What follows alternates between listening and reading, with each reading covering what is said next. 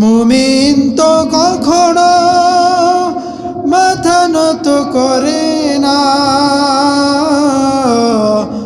হোক না সে বন্দী কারাগারে। চিল্লায় বলেন কথাগুলো ঠিক কিনা? তাহলে যারা মুমিন হয় তারা কখনো কোনো বাতিল শক্তির কাছে মাথা নত করে না। যারা প্রকৃত মুমিন হয় তারা দুনিয়ার কোনো কিছুর ভয়ভীতি করে না।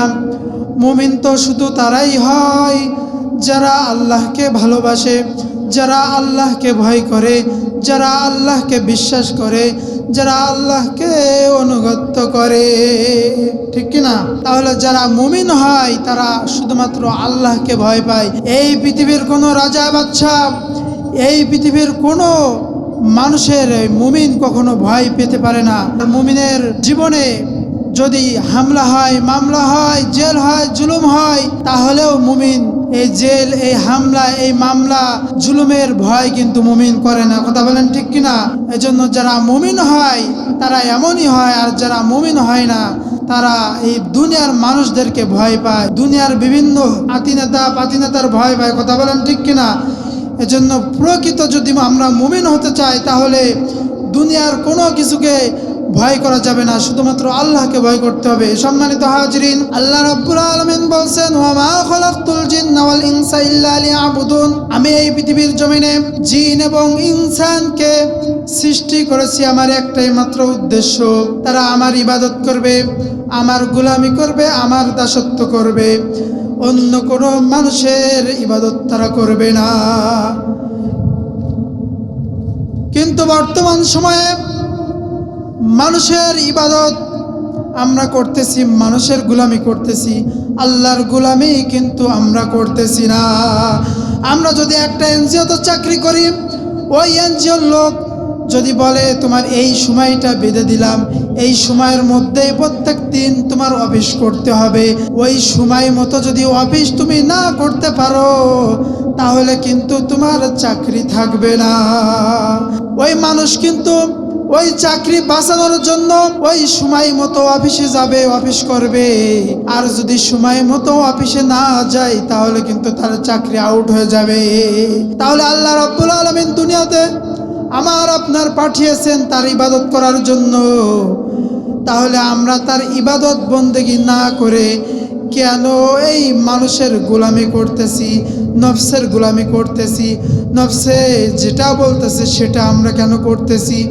এই নফস হচ্ছে তিন প্রকার। নম্বর ভালো নফস, আর একটা হচ্ছে ভালো এবং মন্দ উভয়, আর একটা হচ্ছে একেবারে খারাপ নফস। তো বর্তমান সমাজে আমাদের অধিকাংশ মানুষ ভালো এবং মন্দ নফসের ভিতরে আছি। কথা বলেন ঠিক কিনা? যখন আমাদের আল্লাহ রাব্বুল আলামিন একটা বিপদ দেয়, এই বিপদে যখন আমরা পড়ি তখন আল্লাহর কথা আমরা স্মরণ করি, আল্লাহর কথা তখন আমাদের স্মরণে হয়, তখন আমরা নামাজ পড়ি, তখন আমরা ইবাদতের দিকে মগ্ন হয়ে যাই।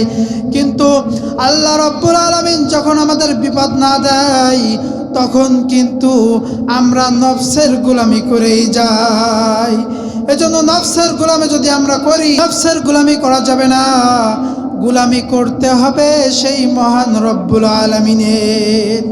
মহান রব্বুল আলামিনের গোলামি করতে হলে আমাদের কি করতে হবে? আল্লাহ রাব্বুল আলামিনের গোলামি করতে হলে আল্লাহ রাব্বুল আলামিনের যে হুকুম আছে, যে বিধান আছে, সেই হুকুম এবং বিধান অনুযায়ী আমাদের জীবনটা পরিচালনা করতে হবে।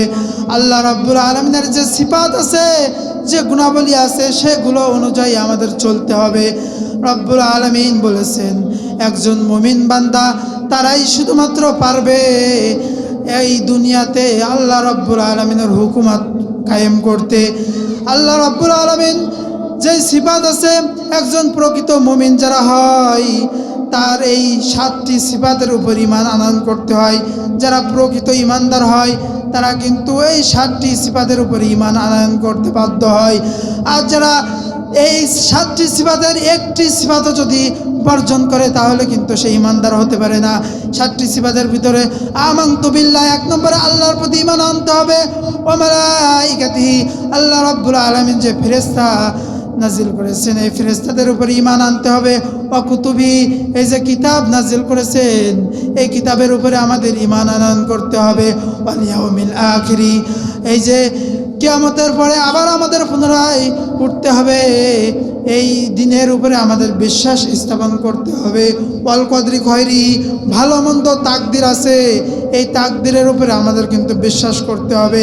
কিন্তু বর্তমান সময়ে এই তাকদিরের উপর আমরা বিশ্বাস করতে পারি না। আমার তাকদিরে যেটা আছে আমরা কিন্তু সেটা বিশ্বাস করতে চাই না। এটা আমার তাকদিরে ছিল তাই এটা আমার হয়েছে, এই বছর আমার ধান ক্ষেত ভালো হয় নাই, কি জন্য ভালো হয় নাই, আমি সার ভালো দিই নাই তাই হয় নাই, এটা কিন্তু ভুল ধারণা, কথা বলেন ঠিক কিনা? আপনার তাকদিরে এটাই ছিল, এই জন্য এটাই হয়েছে। এই জন্য এই তাকদিরের উপরে বিশ্বাস করতে হবে এবং সবর করতে হবে। সম্মানিত হাজরিন, যারা এই 7টি সিফাতের উপর ঈমান আনয়ন করতে পারবে তারাই কিন্তু প্রকৃত ঈমানদার হতে পারবে, কথা বলেন ঠিক কিনা?